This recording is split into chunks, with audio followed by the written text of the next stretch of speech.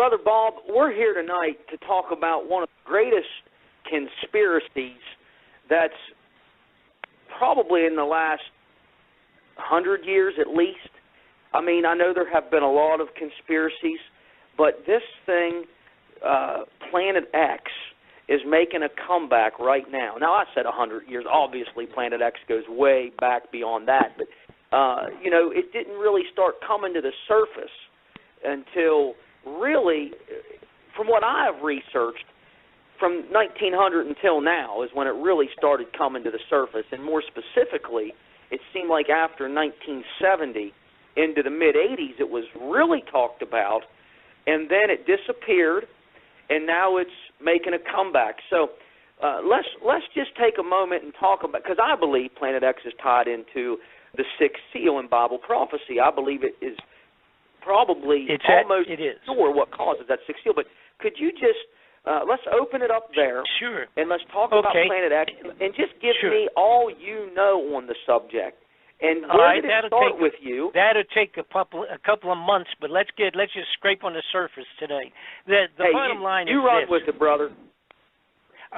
Here's like I say, I've been involved. I literally have been a federal witness, a sworn federal witness in several major inquiries. I'm talking top secret investigations.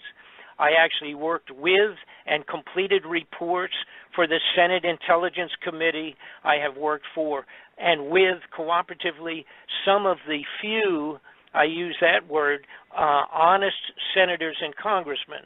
One was Congressman Sonny Bono, who, of course, was famous as an entertainer and then became a congressman, and was one of the few people up there that couldn't be bought off because he didn't need any money, and couldn't be scared off, probably because he's kind of like myself. He's got more nerve than brains. And I worked with him, supplying him information, a major investigation that I completed back in the 90s. I worked cooperatively with his people out of Washington, and I had supplied him with so much amazing documentation and proof and evidence related to drug smuggling connected into the Central Intelligence and the White House itself. And he was about to launch a major congressional inquiry on the floor of the Congress. We had set up where we were actually going to have subpoena power, which we don't usually have in a congressional inquiry. But subpoena power means that you can force a person to come in and to answer the questions, and if they refuse to answer questions, they can go to jail until they decide to talk. And that's the obvious reason why you will not see that very often in a congressional inquiry, because obviously a lot of people connected to the highest levels of government are afraid to come forward and talk about drug smuggling and murder and that type of thing when you're talking about in front of the Congress. So we had put together an inquiry, was about to launch in 1997, and Sonny was actually murdered over the Christmas holidays so that he would not be able to start that investigation that we had planned. They called me about the 15th of December. They were going on the holidays for the Christmas for about 2 weeks out of the Congress. They were going on their Christmas vacation. They called and they said, Bob, we're ready to go with the congressional inquiry. It'll probably be about the 15th or 20th of January, about 30 days when they get back from holidays. And we're ready to go. They wanted to make sure I was living in California at that time. Want to make sure I was ready to come on into Washington and to get this thing launched that we had actually been working on for about 9 months. I said, great, that's wonderful. And 10 days after that telephone call, Sonny was murdered on the top of the ski slopes. They told everyone he had run into a tree and he was dead, and that was the end of that investigation. Now, I point that out only to say that that is how serious these people are in terms of having total control over the corruption that's going on out of Washington. All right? If someone at the level that Sonny Bono was as a congressman, if he's about to spill the beans on a major problem, whatever it might have been, a major corrupt activity like the drug smuggling back in the 90s, they are eliminated one way or another, and in Sonny's case, he was murdered, period. End of story. Now, I've done a special investigation on that, which I've made available to anybody that's interested. It is in a DVD form. It's a complete report, very interesting on the Sonny Bono situation. But having said that, let me move forward and talk about what happened with Planet X and how I got into it. About 3 years ago, I started looking at something that had been brought to my attention by several people, and it was basically the fact that there was huge, not millions of dollars, but billions of dollars and even trillions of dollars with a T disappearing out of the federal budgets. So we're talking much more money than I was used to chasing. We used to chase in these variety of corrupted operations. You chase a million or 10 or even $20 million trying to track that down. When they would, it would show up, let's say, disappeared out of a budget. But a couple of years ago, a fellow named Donald Rumsfeld, who was in charge at that time at the Defense Department, he came forward during a congressional inquiry, and he said that $2.3 trillion had vanished from the Defense Department budgets over a period of a few years. Now, the amount we're talking about now, by the way, 2.3 trillion is the equivalent to writing a check to every man, woman, and child in the United States of America for about $5,000. That's how much 2.3 trillion is. And Donald Rumsfeld, very calmly sat before the Congress and said that that money was missing. They didn't quite know where it was, coming out of defense budgets. Well, the senators and the congressmen, of course, were set back on that. You know, I mean, they're, like I say, they're used to stealing a few million here and there. But when you start talking that kind of money, that's pretty serious. Now, what happened, coincidentally, and it is not coincidental, but what they claim to be a coincidence, that was about 1 day or 2 days before the 9/11 terrorist activity in New York and in the Pentagon. So when 9/11 took place, a day or so after Donald Rumsfeld admitted that they had lost $2 trillion, obviously we never heard the story again. It just disappeared into the smoke of the Twin Towers building in New York City. So the announcement was rather well-timed because it just vanished. So following that, some folks had brought, of course, to my attention the fact that Mr. Ron Paul in the Washington, D.C., had come forward and had asked the Federal Reserve System if he could get an audit on the gold, because the gold out of Fort Knox has been rumored to be gone. It is gone. There is no gold in Fort Knox any longer. And when Ron Paul came forward on the floor of the Congress, the Senate, he asked for have an audit of the gold to make sure that it was all still there, and they told him to simply go away because the Congress and the Senate has no right to even look into the Federal Reserve operations. They cannot request. We cannot request through the Senate or the Congress an actual legitimate audit of all the Federal Reserve gold that supposedly is in Fort Knox. Now, what also happened within a few months, of course, we can remember back 2010, that period of time, 2008, was when the world banks were in a serious financial crisis. You had Greece, and several of these countries are actually on the border of bankruptcy. And the Federal Reserve in America had to lend them money and put money into bolster up the international banking finance, or it was all going to crash. And that was back around 2010, around that period of time. Now, at that time, Germany and several other nations had come forward and had asked the Federal Reserve the same thing that Ron Paul had asked, and that was, we need an audit because the foreign banks, a lot of people, if you're not into this, you would not know it, the foreign banks around the world for many years have put billions and billions of dollars of gold bullion from their different nations around Europe and around the world, South America, etc. They had deposited tons of gold in the Federal Reserve. And they did it, of course, obviously on the concept that there wouldn't be a safer place in the world to put your gold if you were a small to medium country and you were worried about takeovers of countries and things of that sort, which goes on all the time, military uprisings.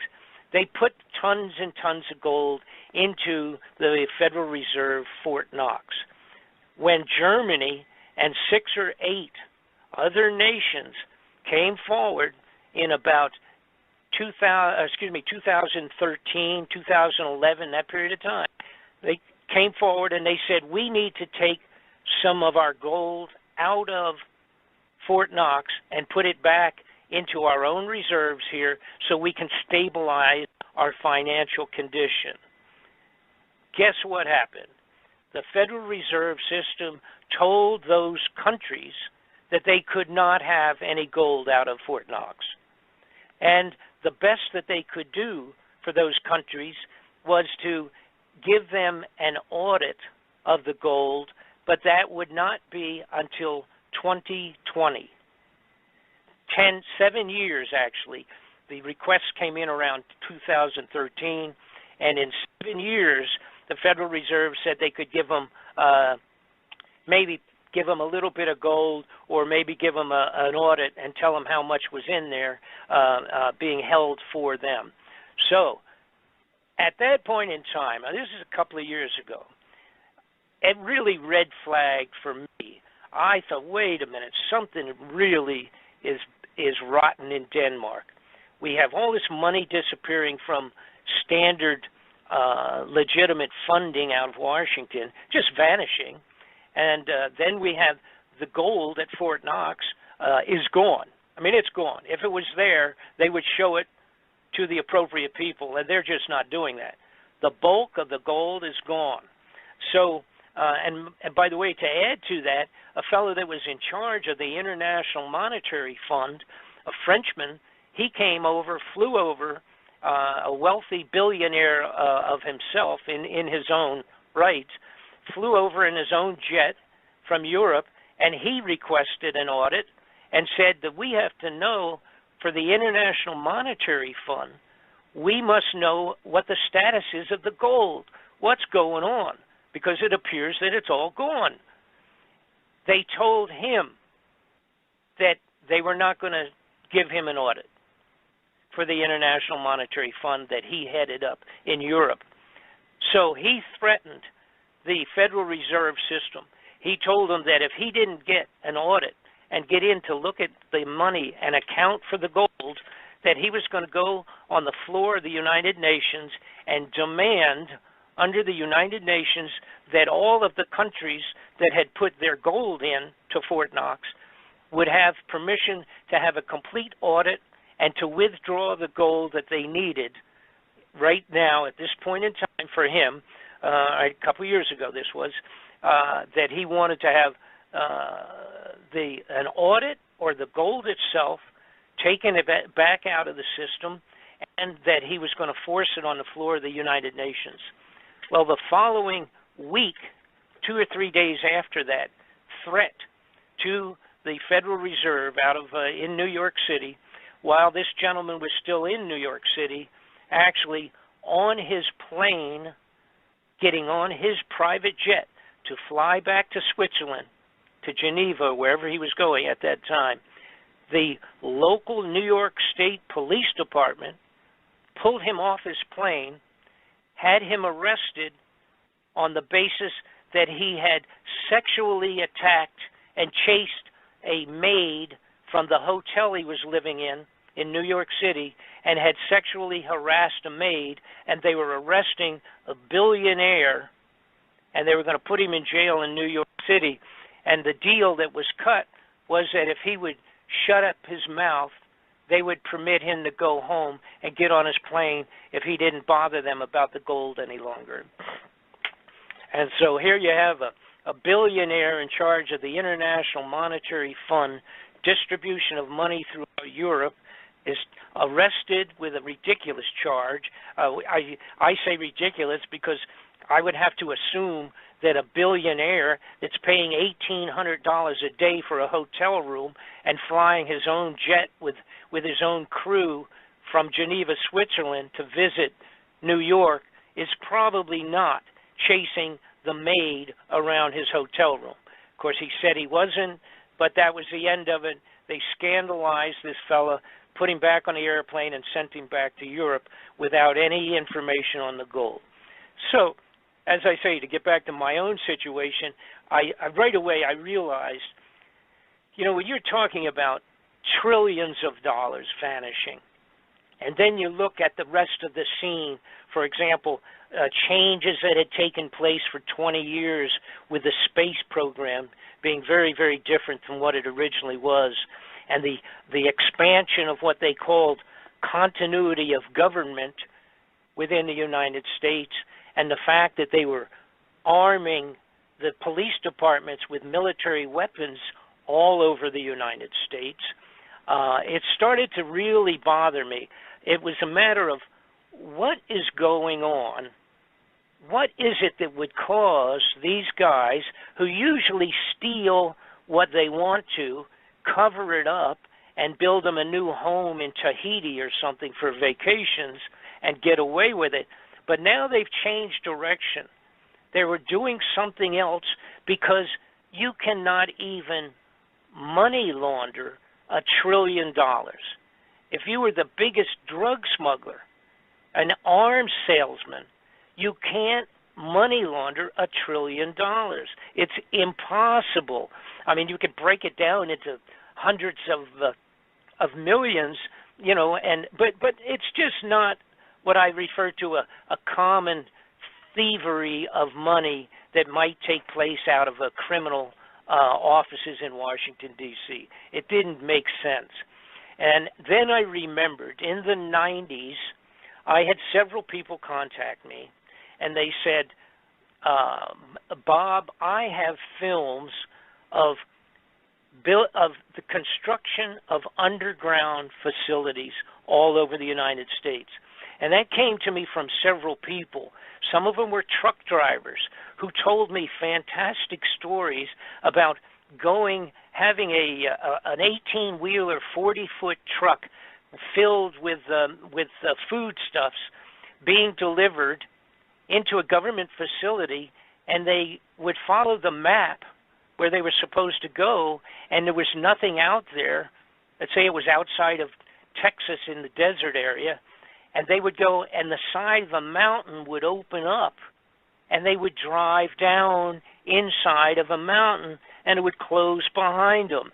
Now, those are fantastic stories, but to me, back in the 90s, they were just that.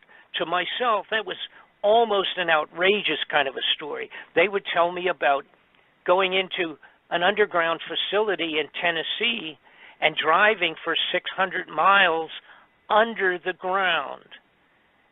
Those things were a little mind-boggling and pretty fanciful type of a report for me. So I kind of put it on the back shelf. These people sent me pictures, and they sent me what were VHS videos at that time, back in the 90s, and but I didn't know what to make of them. It didn't mean anything, so I sort of put it on the side burner, so to speak, the back burner. But again, now this is about 3 years ago, I started putting all of the dots to connected all of the dots. And what had taken place in approximately 83, apparently with the launching of a new infrared telescope being put way out in the far reaches of the solar system. Apparently, Planet X, or the planet called Nibiru, which is mentioned in all the biblical writings, it's mentioned in all Bibles and scriptures from many foreign nations. It's mentioned in historic writings of the Chinese emperor 2,000 years ago. It's written on the side of the walls of temples that were 4,000 years old. There was a study done a while back of the clay tablets that were from Sumeria that had been completely broken down and analyzed by a man named Sitchin, S-I-T-C-H-I-N, and he had deciphered clay tablets. There's 25,000 of these tablets. They actually went back 4,000 years, and they described Nibiru, the planet X, and its relationship to coming back like Halley's Comet, coming back and going around the sun every once in a while and then going way back out again in orbit, way out past Pluto, and coming back again in a couple thousand years. And this coincided with the biblical talk. It was called wormwood in the Bible, and it's described in, like I said, a whole multiple of whether they're not necessarily all Christian writings, but nonetheless these are biblical scriptures of sorts coming from around the globe. 2,000, 1,000 years ago, 2,000 years ago, 4,000 years ago in the case of the Sumerian clay tablets. So what they described is Nibiru being a planet in a huge elliptical orbit, similar to that. Like I say, I compare it to Halley's Comet that comes by every 75 years. There's another comet that we recently discovered that came around in 1997. That was called the Hale-Bopp Comet. It is similar to Halley's Comet, except that the orbit that the Hale-Bopp Comet is in has been calculated to be 4,200 years. Now that's 600 to 800 years longer than the proposed orbit of Nibiru, or Planet X. So originally I thought, wow, you talk about 3,000 year, 3,600 year orbit of a planet. That's really amazingly large. I thought almost that was ridiculous. But once I realized and got into it and found out that we did have the Hale-Bopp Comet of 4,000 years, well, then that took my excuse, looking like it was a crazy number, that just erased that. So I started studying the people that really have been into studying the planet X or Nibiru for many, many lifetimes, or a long time, or following up on other people's studies. And there's several people that have spent their entire last 30 or 40 years just studying the astronomical potential of Planet X. Now, and get back to where I was, in 1983, apparently it was discovered sufficiently that scientific people at a very high level came into President Reagan and George Bush, the vice president, and said, we got a problem. It looks like now we found Planet X that's been talked about, like you mentioned earlier at the beginning. It's been talked about at least and written about, of course, going way back, but been in modern times. In 1960 and 50, there was writings about it in Life magazine and Reader's Digest and Lookton magazine, all the major media of that time in the 50s and the 60s. But apparently in around 83, Ronald Reagan and his people were told that this is on its way back in and that it had been discovered, and now what are we going to do? All right? So at that point, it changed everything in Washington. And what you had now was this handful of large numbers of, I'm going to refer to them all as, excuse me, criminal, corrupted persons out of government, and they decided that what we have to do, obviously, is if this thing's coming back, we've got to expand underground facilities that are going to hold enough people so that our families and our immediate, most important, wealthy people of the United States are going to have a place to hide. They called it continuity of government, and they built 103 of these underground facilities underground in the United States. When I started investigating, I ended up being able to get plenty of information on them, including most of the locations. Additionally, we have live footage and photographs of the underground facilities. Again, not all of them. Most of them, of course, are secret to above top secret in their classification. I also started looking into it to find out what the status was on other foreign nations, because something of this sort, coming back, a biblical event that will devastate the globe, obviously has to be known also to the highest levels of other governments. What I found out is that Russia in 2010 put out a mandate that by 2015 that they would have 5,000 underground facilities prepared for as many people as they could in Russia. I found out they had one large facility. Actually, they have several large, but one of them's big enough to hold as many as 30,000 or 40,000 people underground. I discovered that the European major nations have been also building underground facilities. And then I also discovered, which anybody can look up because it is part of public information in general, you can look up what's called the Seed Vault of Norway or Denmark. They have built a giant international cooperative seed vault, maintains billions of seeds in the to be hidden away. It's underground in the side of a mountain. You can look it up on a computer. Just put International Seed Vault, and you can find it yourself on the computer. This is a storage facility maintaining all of the necessary seeds to reseed the globe, the entire face of the earth, or as much as they want or can, after the complete devastation similar to the original floods of Noah, which is what Nibiru, Planet X, will potentially bring upon the globe when it comes close to the earth. Now, I'm going to take a brief pause here and get a drink of water, and if you have any questions up to this point in time, feel free to shout them out at me and let me know what you would like to ask. Absolutely, Brother Bob. I'm telling you, this is getting better and better by the minute.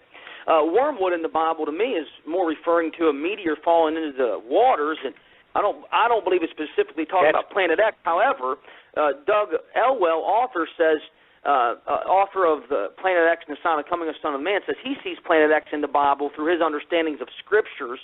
Now I myself, I draw more of a speculative conclusion that the apocalyptic events in the Bible that are talked about in the tribulation are brought about by Planet X. I can't say I can see it clearly in the Scriptures, although I do believe it can be theorized that Planet X is the cause for some of the biblical events talked about concerning Bible prophecy. And that's I do have that theory because However, this is going to answer your question, and it fits both cases, both case situations. First off, it's not going to be a theory. All right, it's been researched sufficiently that the Planet X has come around several times in the past. Now, and when it has happened, it has varied in the degree of devastation. However, it has come around several times, and this is documented geologically, etc. But here's what you're looking at that fits both, or actually 5 situations, if you will, but at least the 2 that you mentioned. And it's not a matter of theory in terms of the wormwood and meteors falling. Sure, because that's scripture right there. That is going to happen. Right. And now I'm going to tell you exactly how it's going to happen according to putting together all of the dots, connecting all of the dots, not only political, historical, biblical, and non-biblical scriptures written on the top of the mountains by the Tibetan monks that recorded it when it came around, and the emperors of China that wrote it down. And it's a fellow named Gil Brouchard who has done unbelievable, wonderful investigations on the biblical side of this and can explain a day-to-day description of when it has passed previously and what had taken place and what will take place once again when it passes around the sun and back out. Gil orbit, has been on the show. Okay, you know Gil, you know his work. I am completely in line with about every single thing that Gil has come up with, but the only difference between he and I is that I brought in all of the other dots. I've connected the politics, the money, the theft, the fraud, and the corruption, and put it all together, the underground facilities that have been built by these people, stealing your money and our money to build them, by the way. You know, billions of dollars under the ground in these facilities. They're so huge, they would take your breath away. Now, let me get back to my point, though. Here's the basics of what is described to most likely take place, and this relates to the scriptures, and I'm calling it that because it's just written word, not only biblical, but of all other ancient scribes that have put all this down in black and white, so to speak, going back many years, when they have actually, some of the people that had survived the previous passes and wrote about it and inscribed it in clay and did it in bronze castings and things of that sort, describing what took place. And of course, they didn't understand what it was, but they described it exactly as it most likely will happen again. Now, here's where it fits into wormwood and the meteor falling into the water and all of that. That's all obviously written in reasonably plain words in the Bible, so to speak. You don't have to draw too many wild conclusions about what's being described as things splashing into the ocean, etc., and causing great tidal waves, by the way.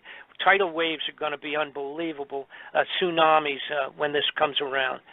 But it will also be, part of that will be like Noah's flood, and it will be this planet, which is 5 times, calculated to be 5 times the size of Earth, will have a gravitational effect on the Earth that hasn't been seen since it came by the last time. Now, here's what basically will take place. When it comes back around, it will come in, and this is even according to Gil Brouchard's wonderful work that he's done. It will come in and circle around the sun. It will go behind the sun. When it does, you have to remember this is going to be similar to what we see when we watch the Halley's Comet. When it goes by around the sun, but it's way, way, way out, and it's basically, that's just a frozen snowball, to make a simple description of it. So it comes around the sun. It has a long tail behind it, dragging behind it, goes around the sun, goes back out in a short time later, and goes back out for 75 years, not to return again for 75 years. The Hale-Bopp comet that I mentioned earlier does exactly the same thing, but it was bigger, by the way, than the Halley's Comet, and it drags its tail around behind the sun and then goes back out again, heading towards the far reaches of the solar system again. Now, when Planet X or Nibiru comes around, the difference is, number one, it is a solid mass 5 times the size of Earth. It will cause an eclipse of the sun for a period of time. It has 3 or 4 planets that are actually, I'm going to refer to them as moons, that travel with it and travel around it, similar to the situation with our moon relative to Earth. The moons will be dragged around with Nibiru at the same time, and then we will have a tail of debris being dragged along, gravitationally sucked along behind this original primary planet Nibiru. When it comes by, it will travel behind the sun.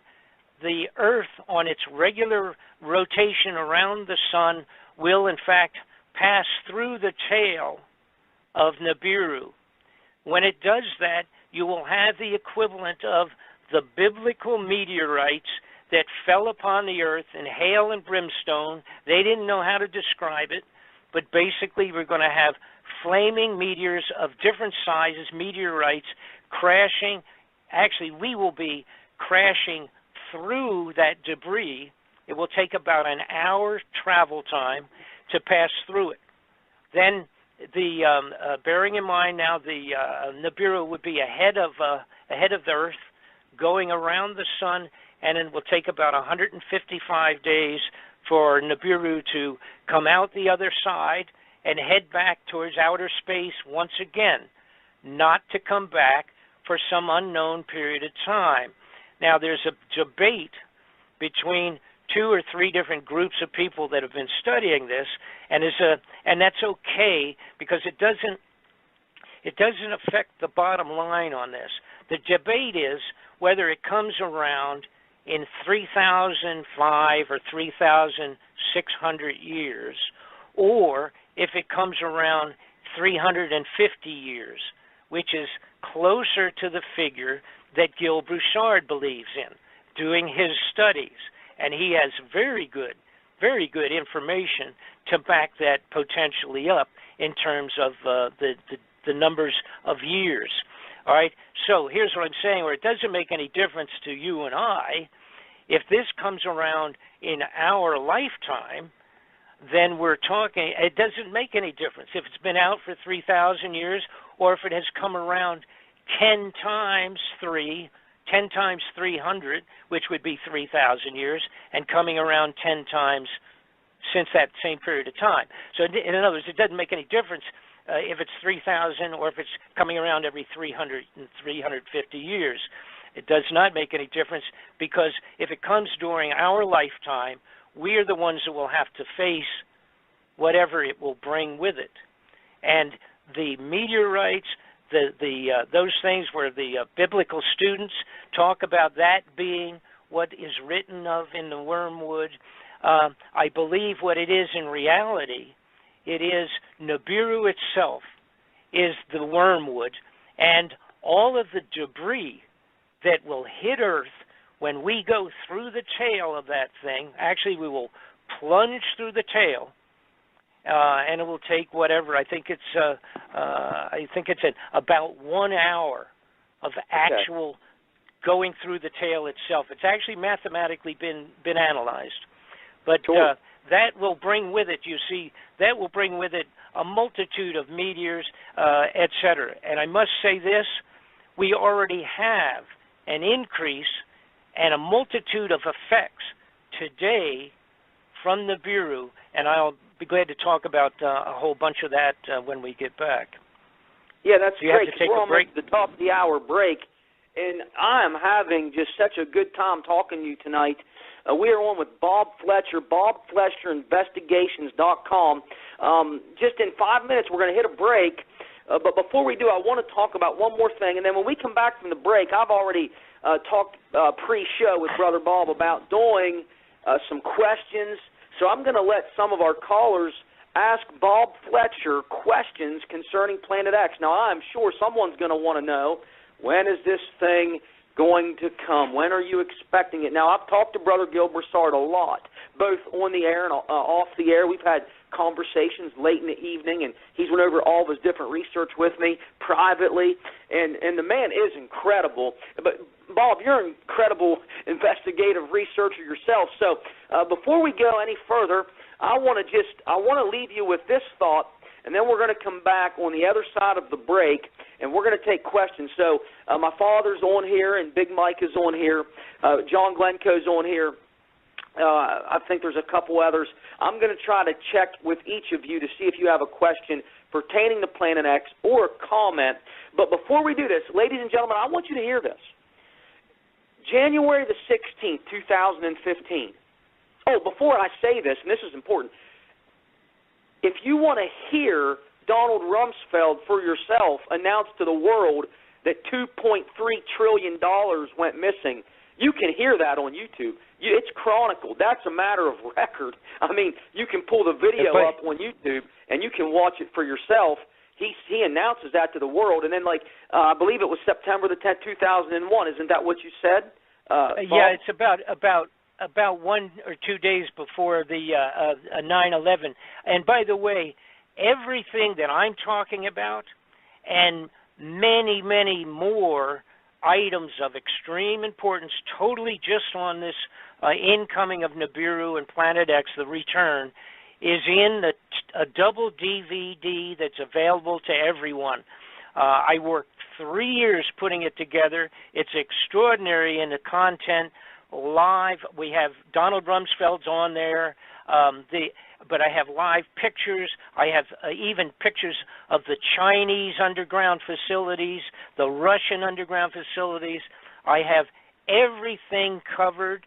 I have even the Vatican's side to this thing because they're aware of it and they are part of keeping it secret.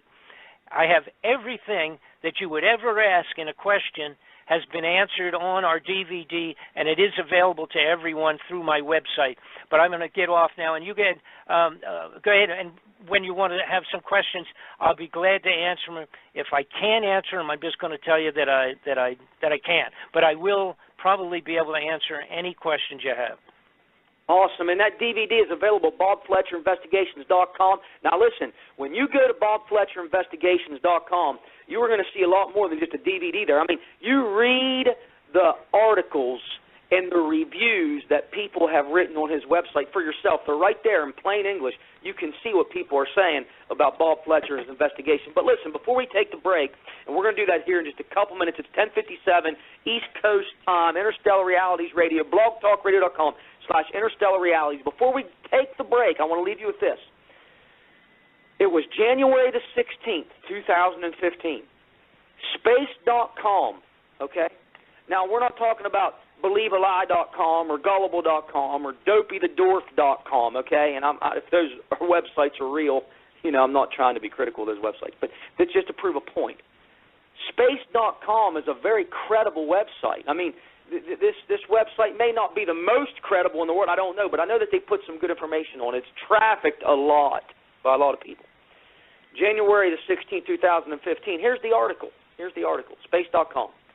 Mysterious Planet X may really lurk undiscovered in our solar system. Now, that alone is curious to me because at one time, 6, 8, 10 years ago, you were laughed off the face of the earth almost. You were laughed to no end. People laughed at you if you mentioned Planet X. The mainstream denied it. NASA had scientists on YouTube deny it. No way, hee, ha, ha, can't exist. Forget it. But now, all of a sudden, in the last couple of years, and I was down in my dad's house, sitting around the kitchen table with my dad, the kitchen counter, when CNN started talking about the possibility of these planets. They started announcing a new planet and all this stuff. And I said, Dad, don't you remember when we were, and I called Pastor Shannon Russ, and I said, when I was researching Planet X back in 07, 08, people that were into Planet X said, listen, right before this thing starts appearing, they're going to start leaking it out slowly. Back then they were denying it vehemently, but today they're leaking it out slowly. So back up to January 16th, 2015, an article on space.com. Mysterious planet X may really lurk undiscovered in our solar system. And I'll just read a couple lines of it. We're going to hit the break and bounce back. It says this: Planet X might actually exist, and so might Planet Y.